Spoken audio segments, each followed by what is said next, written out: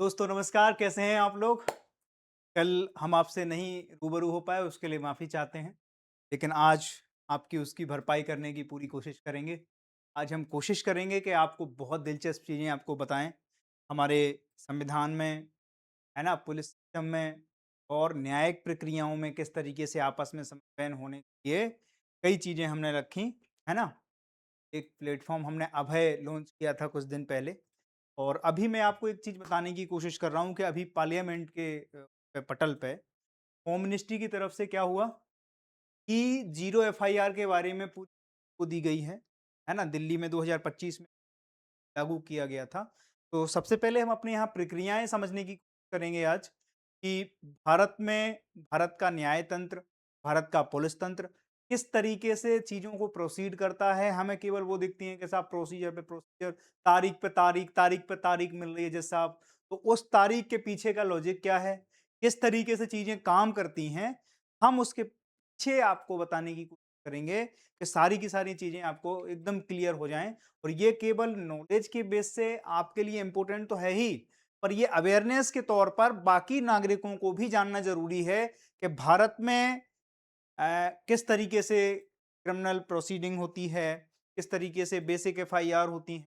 होता क्या है कि ई-0 जब हम एफआईआर की बात आपसे कर रहे हैं, तो उससे पहले आपको समझना पड़ेगा कि भारत में क्या होता है, एफआईआर कैसे होती हैं, एनसीआर क्या होती हैं, ज़ीरो एफआईआर क्या होती है और ई-0 एफआईआर क्या होती है, वो सारी की सारी चीज़ें अपन को क्या करना है, जानना है। तो सबसे पहले तो आपको एक छोटी-सी बात बता देता हूँ, मान लो आपने कोई क्राइम हमेशा 2 तरह के होते हैं। एक तो होता है संगीन अपराध और एक होता है गैर संगीन अपराध। इसको आप कह सकते हैं कॉग्निजेबल ऑफेंस और नॉन कॉग्निजेबल ऑफेंस। अब आप दोनों चीज़ों में समझो। अगर कॉग्निजेबल ऑफेंस ऑफेंस है, मतलब संगीन अपराध है। संगीन अपराध में हमेशा क्या होगा? फर्स्ट इंफॉर्मेशन रिपोर्ट बनाई जाएगी, जिसे एफआईआर बोलते हैं, ठीक है? एफआईआर उसमें रखी जाएगी हमेशा और एफआईआर की अपना एक दायरा है कि जिस थाने के अंतर्गत कोई चीज घटित हो रही है, एफआईआर हमेशा कहां होगी? उसी थाने में। बात समझ में आ गई? और अगर मान लो कोई नॉन कॉग्निजेबल ऑफेंस है ना? तो उसके लिए क्या कहते हैं? अब दोनों में अंतर क्या है? मान लो आपकी कोई चीज खो गई, आपका बैग खो गया, वॉलेट खो गया, आपने क्या की? शिकायत की। शिकायत की तो वो कोई इतना बड़ा ऑफेंस थोड़ी है।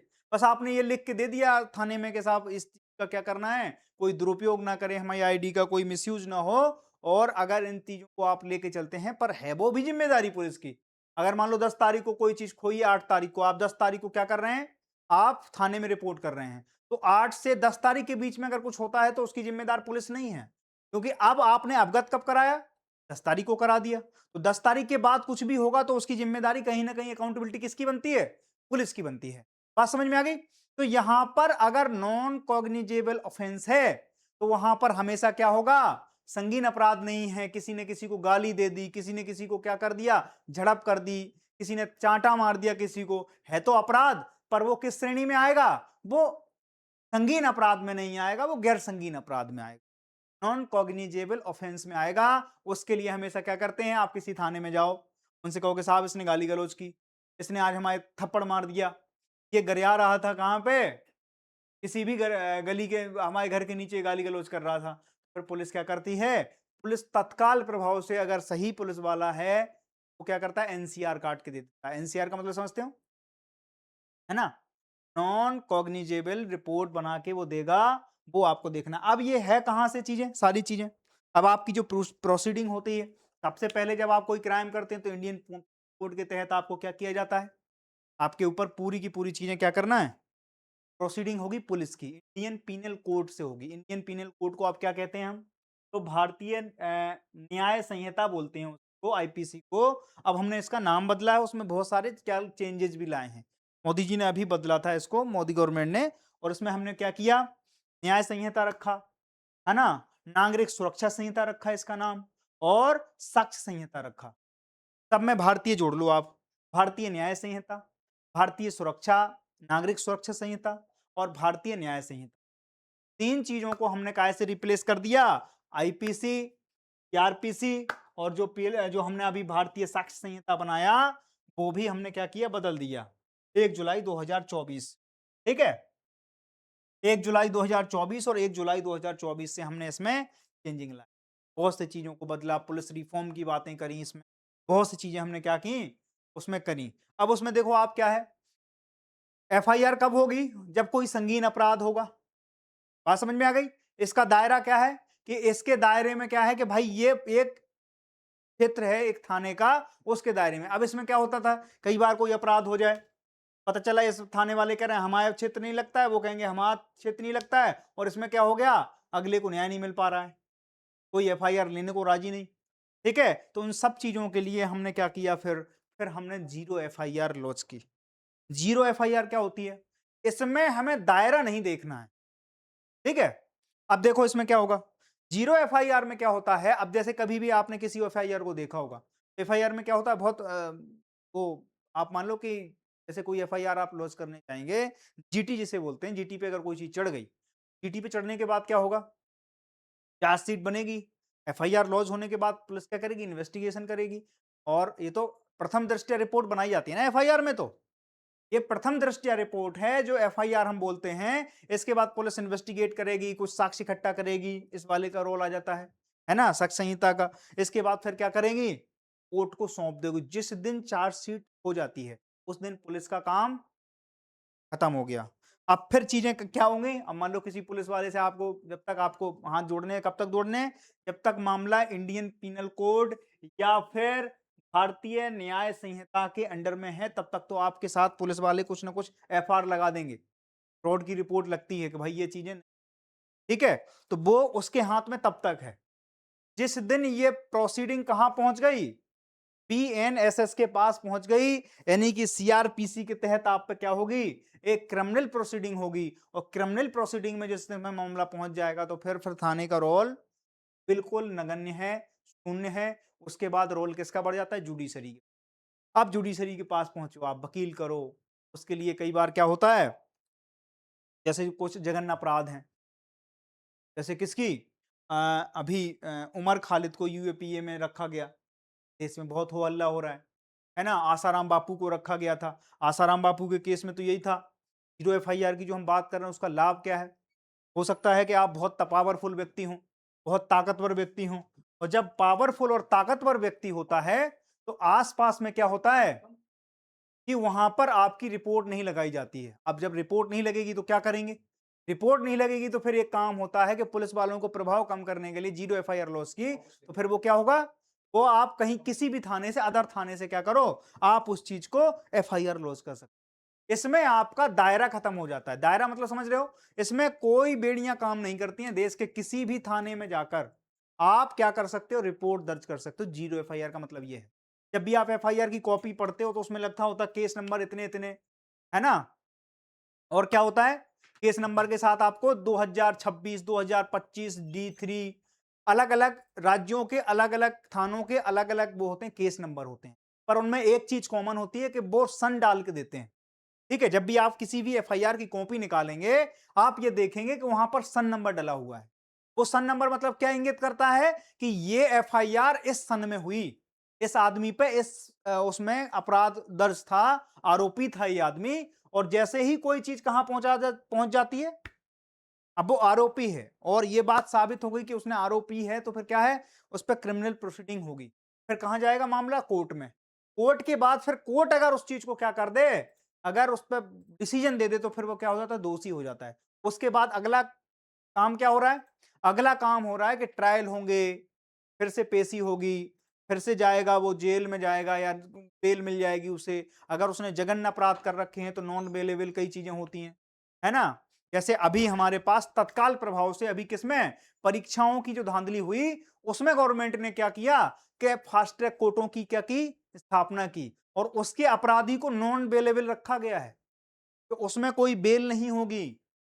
कब तक नहीं होगी इसका कोई जिक्र नहीं है। और कई बार देखो कितना सीरियस है गवर्नमेंट एग्जाम कंडक्ट को लेकर, गवर्नमेंट की ये सीरियसनेस आप सिस्टम के तौर पर, एक इंस्टीट्यूट के तौर पर एक उपलब्धि मान सकते हैं। फास्ट ट्रैक कोर्ट की स्थापना करी जाना, है ना।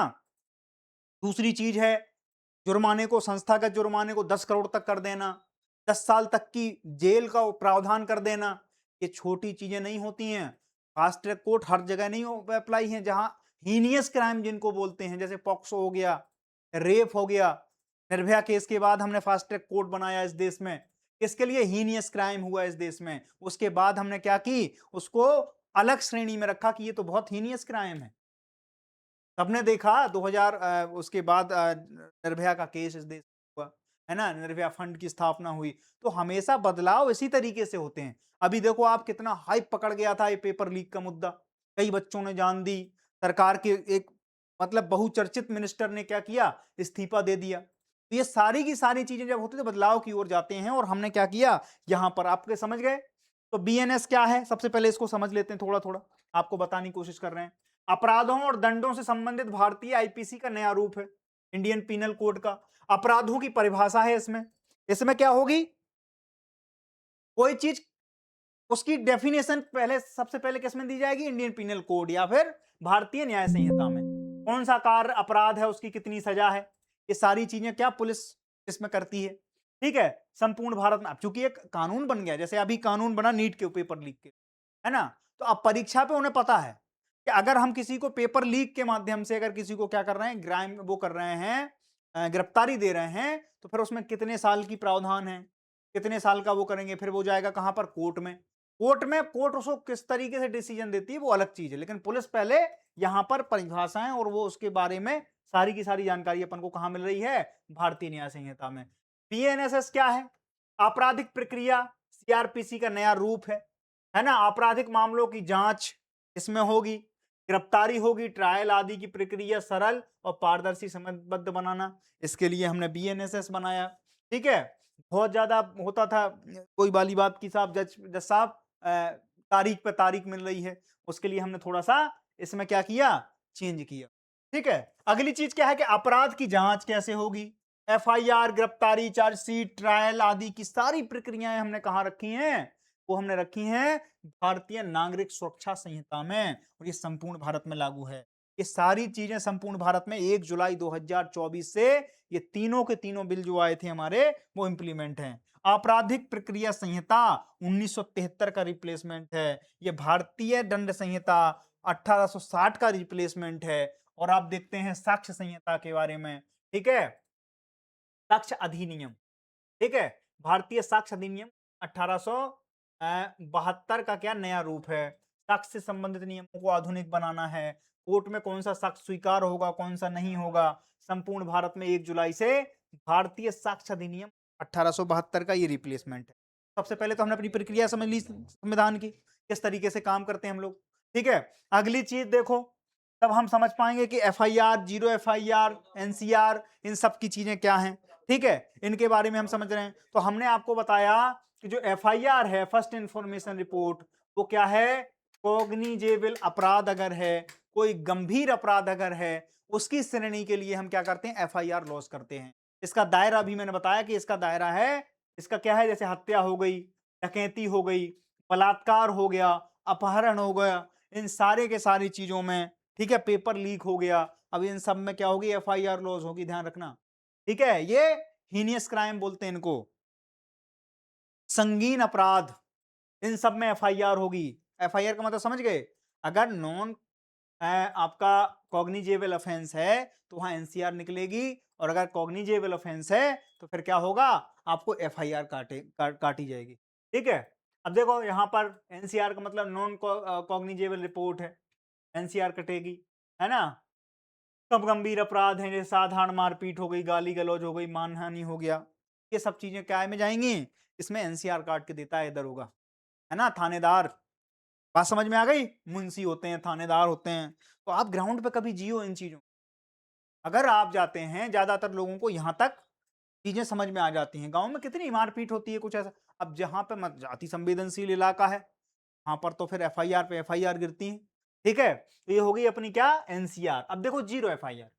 जीरो एफआईआर के बारे में हमने बताया कि कॉग्निजेबल होगा, पहली शर्त है। एफआईआर का मतलब ही है कि वो क्या है? अपराध है, किस श्रेणी का है? संगीन अपराध है। ठीक है, अब देखो आप, गंभीर अपराध चाहे घटना कहीं की भी हो। सुशांत सिंह राजपूत का केस, इस देश में सुशांत सिंह राजपूत के जो पिताजी थे, माताजी थी, बहन थी, उन लोगों ने मुंबई जाके एफआईआर लॉन्च नहीं की थी, ध्यान रखना। जीरो एफआईआर का मतलब है कि आप कहीं भी हैं वहां के नियरेस्ट थाने जाके अपनी आप एफआईआर दर्ज कराएंगे। ये उस थानेदार की जिम्मेदारी है कि वो वहां से संबंधित थाने में क्या करेगा, उसको प्रेषित करेगा और यहां से क्या करेगा, सारी की सारी चीजें। बात समझ में आ गई? जीरो एफआईआर का मतलब तीनों चीजों में क्लियरिटी आ रही कि नहीं आ रही है आपको? ठीक है, एनसीआर, एफआईआर, जीरो एफआईआर। ठीक है, इसमें क्षेत्र की बाध्यता नहीं है, ये थानेदार की जिम्मेदारी है। जैसे आप अभी बैंक में चले जाओ, बैंक में पहले क्या होता था, उन्होंने कहा कि साहब होम ब्रांच में ही सारी चीजें होंगी। अब उन्होंने क्या कह दिया कि नहीं, इस चीज को सेंट्रलाइज अगर बैंक है और अगर पुलिस सिस्टम सेंट्रलाइज है तो एक आदमी कहीं से कहीं तक भी क्या कर सकता है, अपनी सारी सेवाएं वहां पर ले सकता है, नियरेस्ट कहीं पे भी। इसमें फिर ये बाध्यता नहीं होगी कि साहब ये है वो है, समझ रहे हो? तो यहां पर क्या होगी, जीरो एफआईआर। आसाराम बापू के केस में यही हुआ था। लड़की जब वहां से आई, चूंकि प्रभुत्व होता है, कई बार ऐसी होता है कि डोमिनेंस बहुत ज्यादा होता है ना? तो लड़की फिर कहां, दिल्ली के एक का नाम से, उसमें वहां नहीं मतलब है उन्हें। आपका प्रभाव अगर साउथ में है तो जरूरी थोड़ी है कि यूपी में होगा या नॉर्थ में होगा। बात समझ में आ गई? तो जीरो एफआईआर फिर उस लड़की ने कहा, दिल्ली के एक थाने में कराई थी। ठीक है, तो ये आपको समझने की जरूरत है। तो ये इसमें कोई दायरा नहीं है, एफआईआर से संबंधित थाने को कोई उसको भेजना है। ठीक है, किसी भी थाने में आप दे सकते हो, पीड़ित को तुरंत राहत मिलती है। पीड़ित को क्या होता है, तुरंत राहत मिलती है इससे। आप सोचो, वो मुंबई जाते, फिर जाके एफआईआर दर्ज करते, और कितना टाइम हो जाता है। ऐसे में क्या है, तुरंत कार्रवाई। अब उससे भी आगे सरकार बढ़ी, जब ये सारी चीजें हो गई जीरो एफआईआर में, तो थाने तक भी जाना है। सरकार ने कहा अब चूंकि क्या है, डिजिटल युग है, साइबर फ्रॉड होते हैं, अब उसको किस श्रेणी में रखा जाए? साइबर अपराध को भी हीनस क्राइम में रखा गया है। अब कोई हल्की पतली चीज नहीं है, इसमें आपको एनसीआर काट के नहीं देंगे।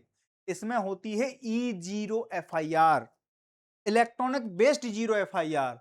आपको इसमें थाने जाने तक की जरूरत नहीं है, आप घर बैठे क्या कर सकते हो, आप एफआईआर दर्ज करा सकते हो।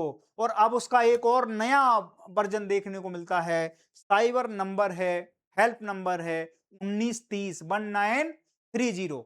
इस पे अगर आपने कॉल कर दिया, और ये कब करना होता है, जब आपके साथ क्या हो जाए, फ्रॉड हो जाए। तो ये एक सेंट्रलाइज सिस्टम बना हुआ है देश में। अगर आपके साथ कोई फ्रॉड हो जाता है, अवेयरनेस के तौर पर मैं आपको बताना चाहता हूं, तो आप केवल 1930 पे क्या करो, कॉल करो। वो कॉल जैसी जाएगी, आपसे पूछा जाएगा कहां के हो, कैसे हो, क्या हुआ। वो सारी जानकारी कौन लेगा, वहां पर जो कोई कस्टमर केयर में बैठा होगा व्यक्ति, या कोई ऑफिस में बैठा हुआ व्यक्ति है जो साइबर अपराध को लिए डील कर रहा है, वो सारी जानकारी लेके क्या हो गया, ऑटोमेटिक आपकी एफआईआर लॉन्च हो गई। ई जीरो एफआईआर, आपको करने तक की जरूरत नहीं है कि आप कहोगे कि साहब हमें एफआईआर ले लो। नहीं, आपने जैसे ही 1930 पे कॉल किया, आपने अपने चीजों को बताया, आपके साथ जो भी दिक्कतें आई, वो तत्काल प्रभाव से एफआईआर लॉन्च हो गई। अब सोचो, आपको एक कॉल करना है, आप फिर उसमें बताओ, घंटे भर में आपको बताना पड़ेगा कि साहब ये हो गया, वो हो गया, सब चीजें बताओगे। इतने में वो क्या करेगा, पैसा निकाल के अपने खाते से बाहर कर लेगा, कैश आ जाएगी उसको। अब ऐसे में क्या है, आपके साथ कोई भी फ्रॉड हुआ, 1 मिनट में फ्रॉड हुआ, अब आपने कॉल किया, हाल के हाल उन्होंने क्या कर दिया, उस पूरी ट्रेल को फ्रीज कर दिया।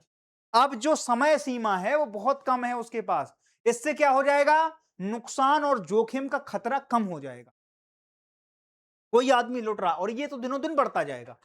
अगर हम इस तरीके की चीजें नहीं करेंगे तो ये तो अभी और भी आने वाली डिजिटल इकोनॉमी बनने वाली है ना हमारी। तो साइकिल वाला, रेडी वाला, पटरी वाला, रिक्शा वाला, सब आजकल क्या क्यूआर लेके घूम रहे हैं।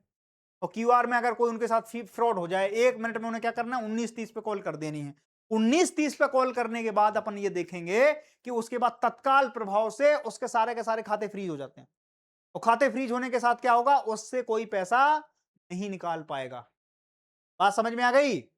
तत्काल प्रभाव से होती है कार्रवाई। अब इससे क्या होगा, थोड़ी बहुत वो होगी, असुविधा होगी, दिक्कत होगी कि खाते से वो पैसा, लेकिन उसका पैसा बचा रहेगा, कि मेहनत की गाड़ी कमाई साफ नहीं होगी। एक इंस्टीट्यूट के तौर पर यही तो किया जा सकता है। इसमें भी कोई अच्छी चीज, जैसे जीरो एफआईआर एक कॉन्सेप्ट आया, इससे क्या हुआ, समय की बचत हो गई, इफिशियंसी आई, पारदर्शिता आई, जवाबदेहिता बढ़ी इससे। ठीक है, इसमें और भी ज्यादा सुप्रीम लेवल पे हम पहुंच गए। साइबर वित्तीय धोखाधड़ी, यूपीआई, बैंक फ्रॉड के लिए हमने फिर ई जीरो एफआईआर लॉन्च की। बात समझ में आ गई? शिकायत दर्ज कर संबंधित पुलिस को भेजी जाती है। देखो आप इसमें अब सिस्टम ही सारी चीजें करेगा। इसमें आपको करना पड़ता है, इसमें आपको बताना तक पड़ता है, जाना पड़ता है, सारी चीजें करनी पड़ती हैं। जब जीरो एफआईआर होती है, इसमें आपको बताना कुछ नहीं है। अब वो क्या करेगा, संबंधित थाने में अपने आप ट्रांसफर हो जाएगा ये मामला। ठीक है। साइबर अपराधों के बहुत से मामले बैंक में बढ़ते जा रहे हैं। आपको मैं अंदर की बात इसलिए बता रहा हूं, उस क्षेत्र से जुड़ा हुआ हूं। और पूरी की पूरी ट्रेल फ्रीज कर दी जाती है। ठीक है, 19:30 पे आप कॉल करोगे, पूरी ट्रेल जिस जहां जहां चीजें लेन देन सब खत्म हो गया मामला। फिर इसके बाद थोड़ी सी जांच होगी। अब उसमें और भी ज्यादा, पहले जांच में भी 5-7 दिन 15 दिन लग जाते थे। अब उसको और तरीके से, और अच्छे तरीके से उस पर क्या कर रहे हैं, हम वर्क कर रहे हैं कि ये और ड्यूरेशन कम हो जाए। 24 घंटे 72 घंटे में इसका क्या निराकरण करके उसके पैसे जहां के तहां। अब सोचो कितनी बड़ी बात हो जाएगी ये। मतलब आप केवल इस चीज को अगर 10 साल 15 साल पहले तो केवल हम क्या कहते सपने देख सकते थे इन चीजों, आज वो साकार होते हुए दिख। और ये बिहाइंड द सीन चीजें हैं। यूपीआई दुनिया में इंडिया का सबसे चर्चित जगह है। एनपीसीआई इस पूरे मॉड्यूल को क्या करती है, कंट्रोल करती है। अथॉराइज्ड बॉडी है इस पूरे पूरे एनपीसीआई जो बॉडी है।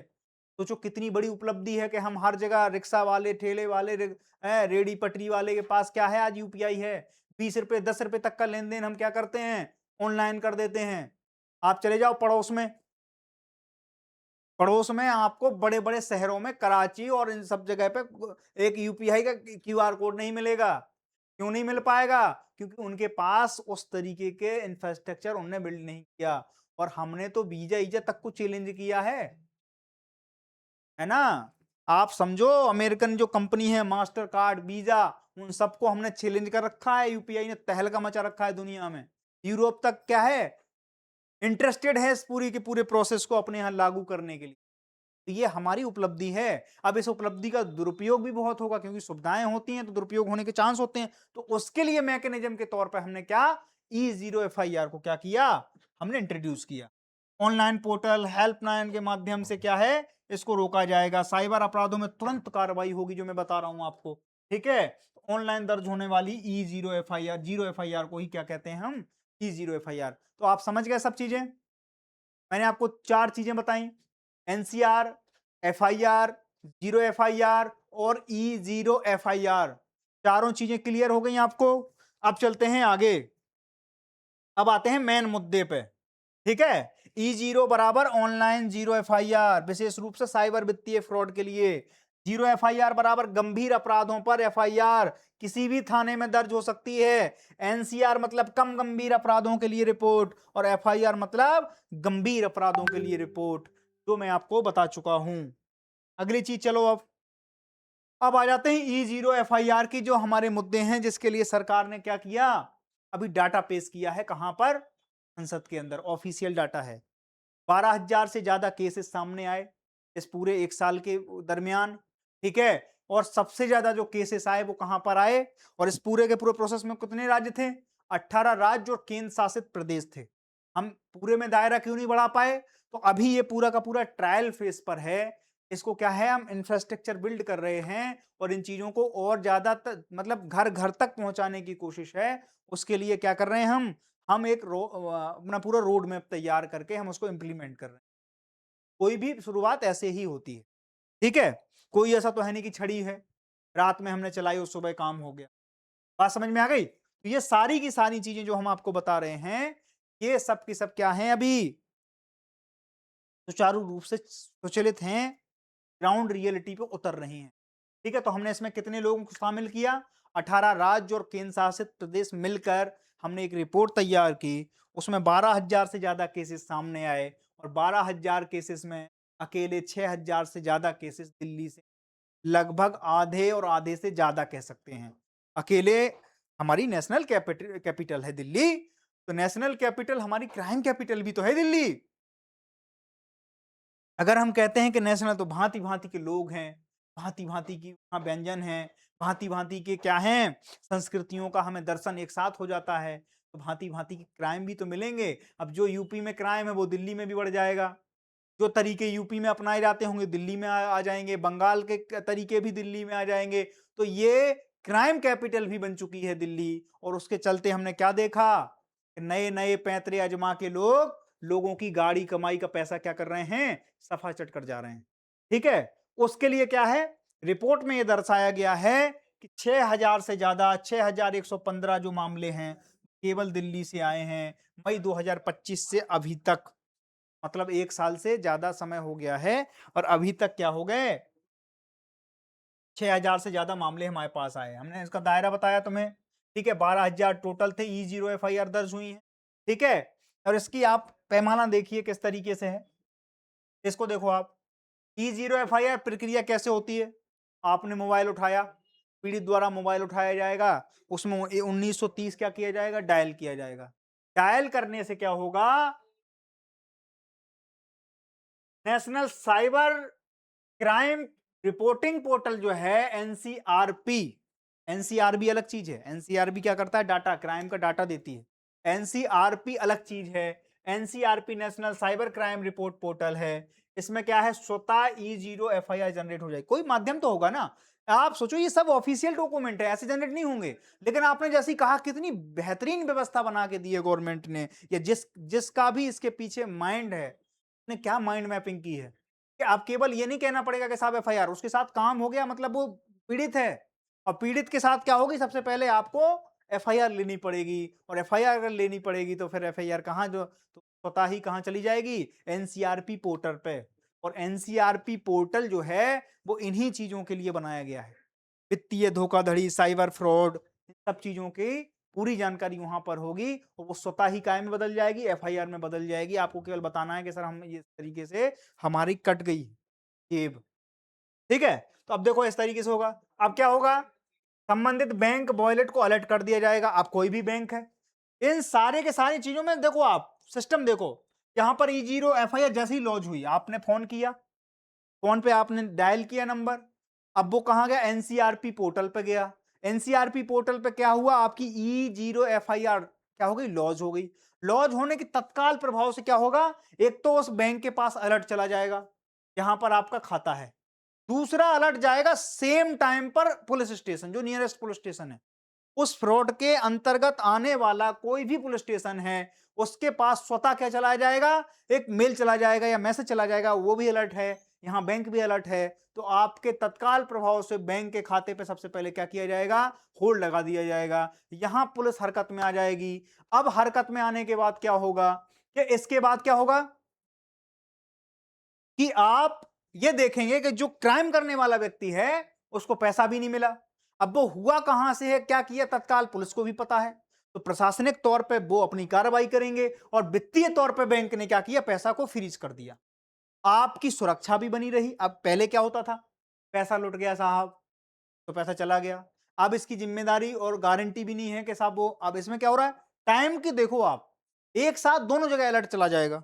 इससे क्या होगा, आप ये देखेंगे कि एक तो पैसा भी बच गया, दूसरा उस आदमी तक पहुंचने में सहूलियत मिल जाएगी जो इन पूरी की पूरी गतिविधियों में संलिप्तता पाई जाएगी। ठीक है, ये चीज बहुत बेहतरीन हो गई। बात समझ में आ गई।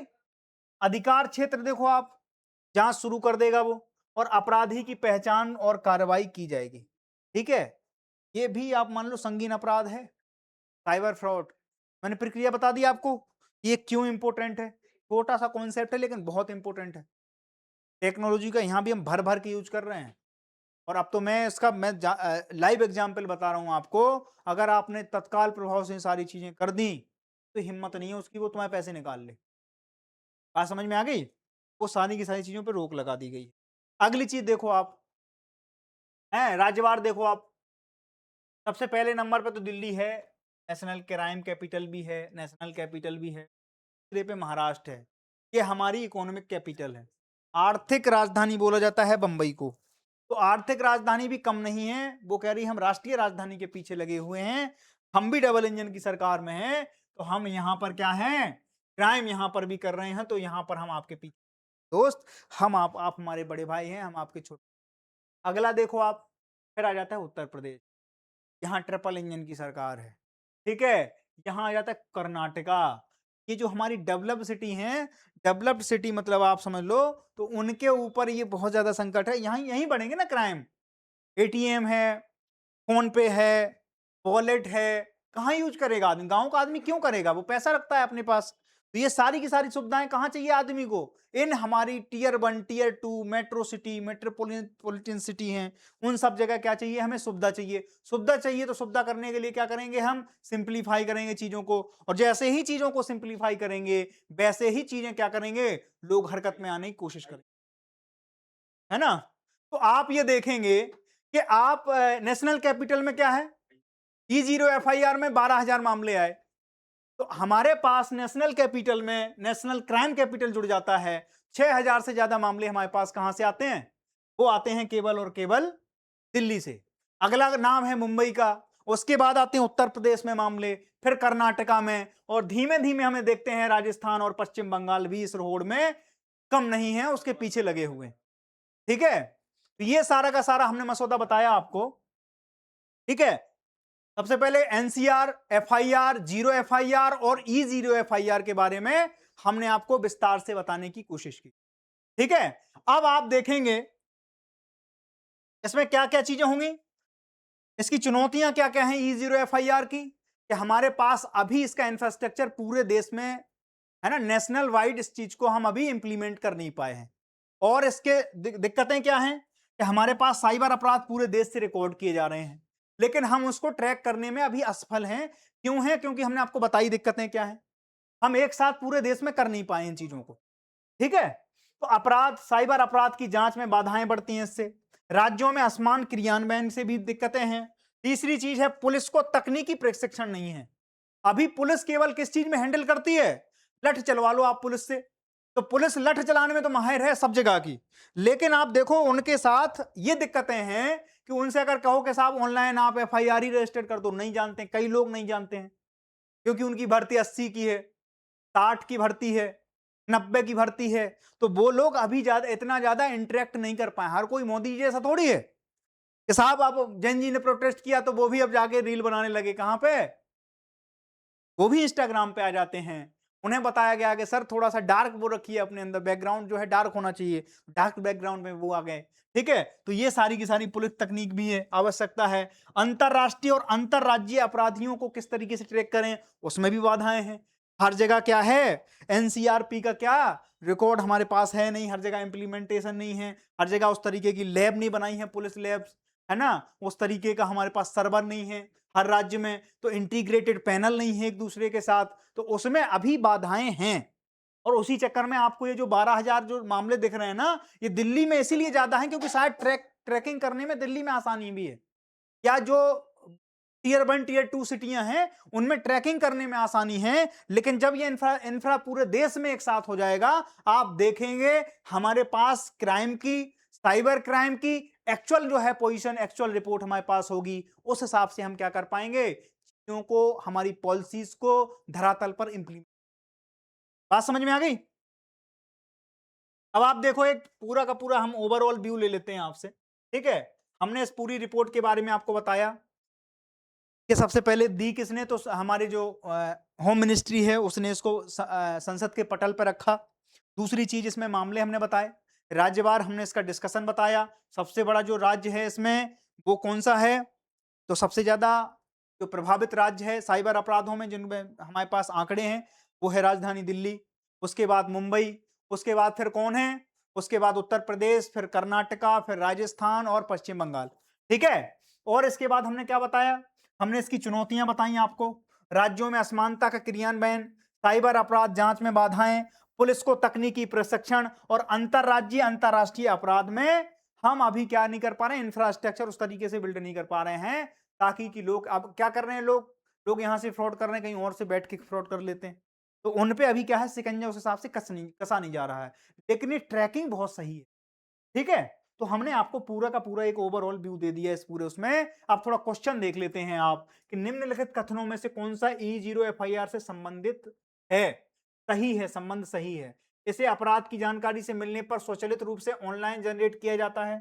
यह केवल उसी राज्य में दर्ज की जा सकती है जहां अपराध हुआ हो, मैंने ऐसा तो बोला नहीं है। यह एनसीआरपी से एकीकृत है, बिल्कुल सच है। सभी प्रकार के साइबर अपराधों के लिए अनिवार्य है, बिल्कुल सच है। 1, 3 और 4 इसमें से कौन सा सही है?